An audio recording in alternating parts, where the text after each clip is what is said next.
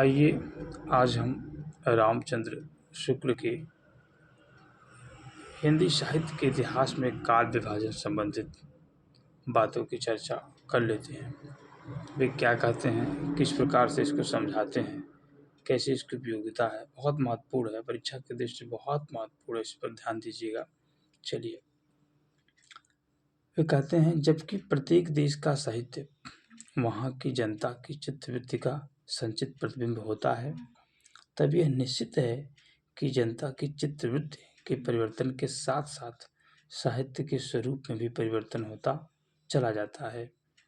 आदि से अंत तक इन्हीं चित्तवृत्तियों की परंपरा को परखते हुए साहित्य परंपरा के साथ उनका सामंजस्य दिखाना है साहित्य का इतिहास कहलाता है।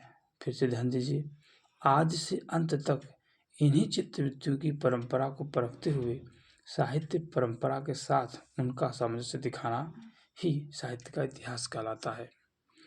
जनता की चित्तवृत्ति बहुत कुछ राजनीतिक, सामाजिक, सांप्रदायिक तथा धार्मिक परिस्थिति के अनुसार होती है। अतः कारणस्वरूप इन परिस्थितियों का किंचित दिग्दर्शन भी साथ ही साथ आवश्यक होता है।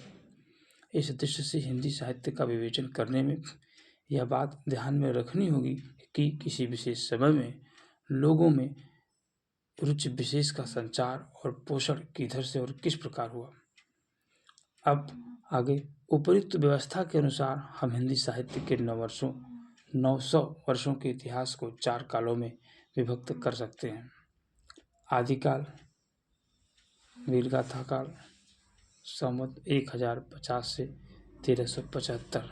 समय ध्यान दीजिएगा, वीरगाथा काल संवत 1050 से 1375। पूर्व मध्यकाल, भक्तिकाल संवत 1375 से 1700। संवत 1375 से 1700। उत्तर मध्यकाल, रीतकाल संवत 1700 से 1900। संवत 1700 से 1900 रीतकाल। आधुनिक काल, गद्यकाल संवत 1900 से 1984।